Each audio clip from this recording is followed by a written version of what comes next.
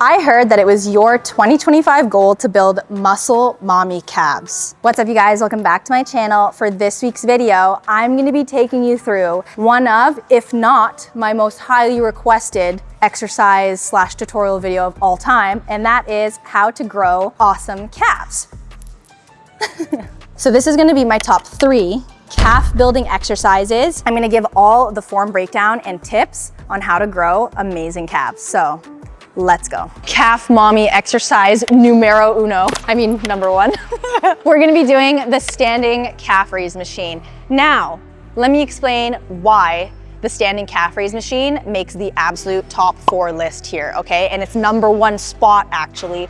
This is number 1 spot, meaning this is my favorite calf building exercise right here. I didn't mean to put these in any particular order, but standing calf raise machine is my number 1 favorite and happens to make number 1 on the list right now. And typically for sets and reps, when I do standing calf raise machine, I'll do it at the end of my workout when I'm like most fatigued, because it's an isolation movement for specifically my calves. And usually I'm like gassed by the end of my workout, but that's fine. I'll still do this for anywhere from 3 sets or 4 sets of 15. So I like to not ego lift on this. I do load the weight, but enough that, again, you can hit that like 3-second eccentric, that 2-second concentric. So like I'm able to hit those full 15 reps. So a medium heavy weight that you can do for high volume reps. Ultimate growth, guys, when you do high volume calf training. Let's go through the exercise first, and then I'll explain why it's my favorite and the whole form breakdown on it.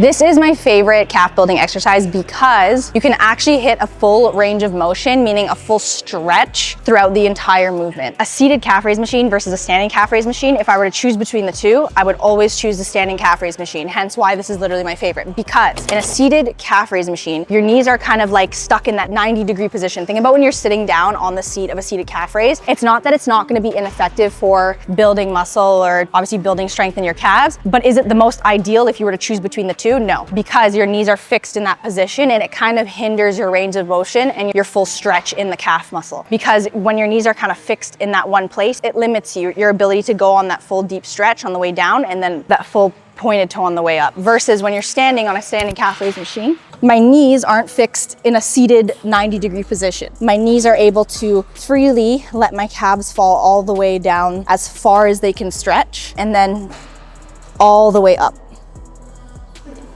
All the way down, and then all the way up. That's why I would choose that over a seated calf raise machine. Now, form breakdown for this. It's not really technical, to be honest with you, but there are little tweaks and little like form cues and tips that I can give you to help you feel it in your calves better and maximize growth and overall strength. A lot of people do calf raises like this. Let me show you the wrong way.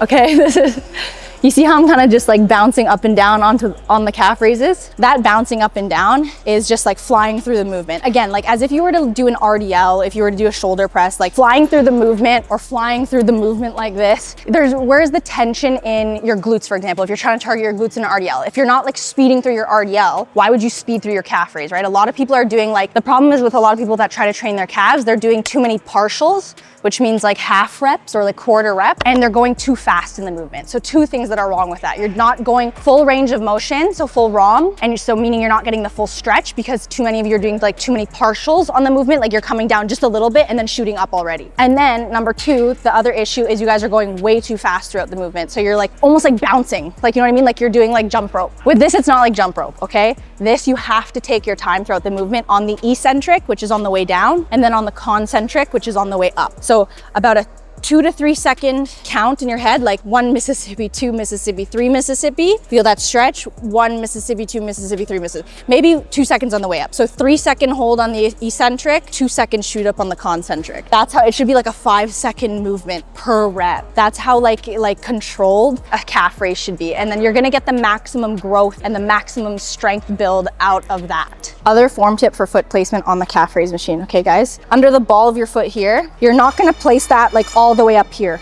okay? You're not gonna place it here. so that like the middle of your feet is like right where the edge is here. Because then you're not gonna, again, that's hindering and limiting your range of motion. Because look, if more of my foot is on the platform, the less my calves can stretch on the way down, versus when I put my tippy toes, almost basically my tippy toes, as much as you can without your shoes slipping off, basically. Go to the edge, toes slightly pointed outwards actually, because I find when you slightly point them outwards, I get an even better stretch on the way up and down. And then you're gonna come down. Look at how much my calves and my heels are able to literally stretch all the way down. Look, my heels are literally touching the base platform. That's how much I'm able to stretch down and then push up. So the more you're at the edge without it affecting like your toes slipping off the thing, get as close to the edge as you can, your toes, so that you can let your heels dip as far down as possible, because that's where you're getting the calf stretch. That's where you're gonna grow your calves. The more of the stretch, the more benefit from the movement. That V, just slight things like that. Like instead of like being parallel, your feet being parallel like this and like going up and down, I find just slightly being in like an outwards V like this, like your feet, it just helps me get like a better stretch and a better feel in that movement. So have that slight V, I guarantee you're gonna like feel that stretch just a bit more. Exercise number 2 of our ultimate calf mommy building exercises is going to be the leg press calf raise. So what is that? It is when you sit on a seated leg press machine or the laying down leg press machine where the leg press is above you. Doesn't matter, they're both great. And you're basically gonna put your feet, your toes actually, at the very base of the leg press. So you know when you're leg pressing, right? This is our stance for leg press, you know, regular feet planted on the ground, driving through your heels in the motion to target your glutes and hams and your quads, everything all at once, right? We're not driving through our heels in this. We're strictly driving through our toes, and our legs are not gonna be in the center of the leg press because we're not targeting our glutes, hammies, quads, any of that. We're going to shuffle our feet to the bottom here, where our toes are, that quarter tip of our shoe there. And we're going to, like the standing calf raise machine, dip down like this, full stretch until you feel that full painful stretch, like you literally physically can't stretch it down anymore. And then you're going to press up. So full stretch until you feel it literally shooting up your entire calf. And then you're going to, again, controlled, 1, 2, 3, 1, 2, 1, 2, 3, 1, 2. Okay? So why did this make the top list, and why is this one of my favorite calf building exercises? Well, it's not very far off from the standing calf raise machine, if you could already tell. Again, we're playing Dora here. Can you tell me why? It's because your knee flexion isn't hindering your full stretch, aka your full range of motion. Again, like the standing calf raise machine, remember I talked about how like I would choose that any day over a seated calf raise, because that 90-degree knee flexion prevents you from hitting like a full stretch, like a proper full stretch, right? It hinders your range of motion. Similar to this one, leg press calf raise is very similar to the standing calf raise, because again, your knee is not in 90 degrees. It's like I'm standing, but I'm not standing. I know I'm seated. I know this is like kind of like funny and a little bit contradictory because I know I'm seated right now, but you know what I mean? Like in a seated calf raise machine, you're like this. You see how my knee is just like fixed in that one position, and that weighted bar over it's just like making me stuck in that like seated position like that. I know I'm seated here, but my knees aren't fixed. My knees are like I'm standing, basically. They're in like a standing motion. So my knees are fully straight. I can do whatever I want with them, meaning I can hit my full range of motion. Nothing's hindering or weighing down my knees or fixing them in a certain locked position. They can be straight, meaning my calves have the free will to grow and work as they please, right? The only difference here between this leg press one and the standing one is that there's no weight on your shoulders, because I know some people like that weight can be a little bit overbearing and, you know, cause a little bit of bruising sometimes, depends. So this is good if you don't want that weight kind of like sitting on your shoulders and like, you know, that somewhat uncomfortable feeling of the weight right on your shoulders. This one is pin loaded or plate loaded, depends on your leg press. And this way you can, you know, nothing on your upper body is being like weighed down. Everything is just like solely like isolated to your calf muscle. So for some of you guys, you might prefer this one over the standing calf raise machine. They're both, in my opinion, very, very like equally amazing. Like it's just kind of where the weight is loaded onto you, but your knees are like free and not hindered. Next one.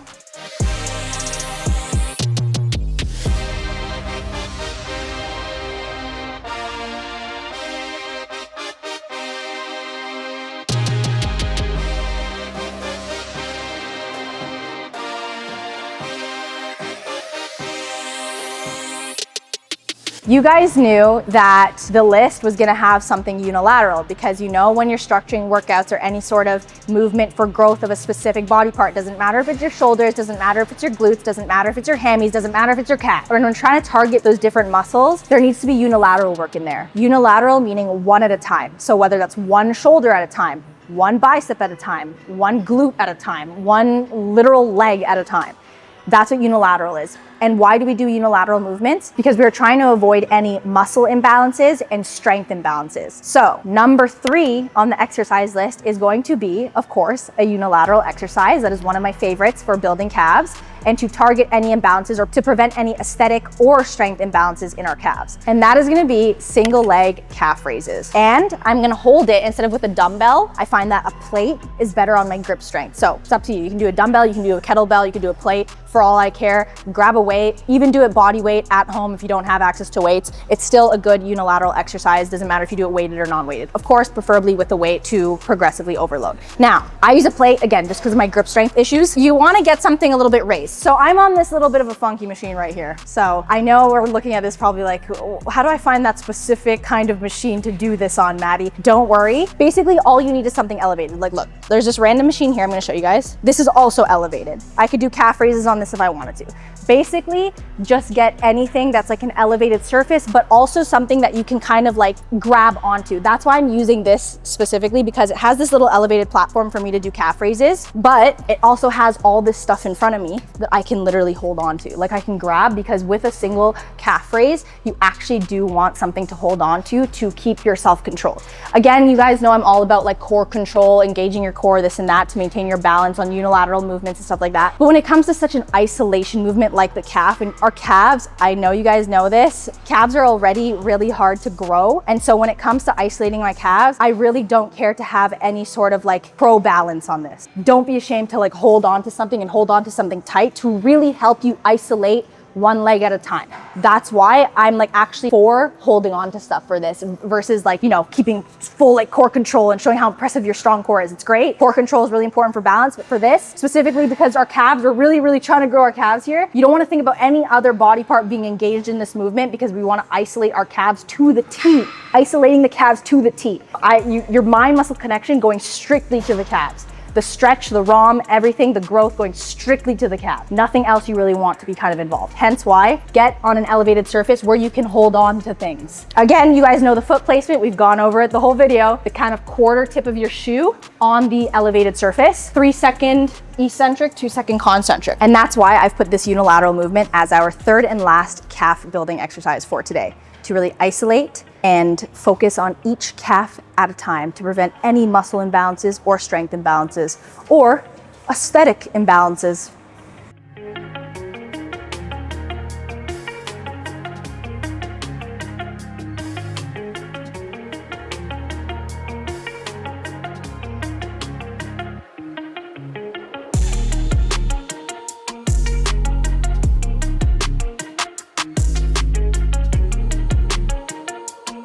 Okay, form tip. You're gonna hold the weight on the leg that's not being worked. On the arm and leg that's not currently doing the movement is where you're gonna hold the plate, the dumbbell, the kettlebell, whatever you're holding.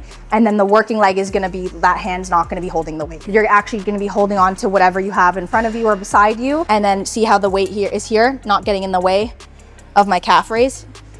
That's how you're gonna hold the weight. All right, guys, that concludes today's video. I really hope you enjoyed it, and let me know if you wanna see the body weight version of this. So basically a part 2 in the comments below, and I can't wait to see you guys in the next one.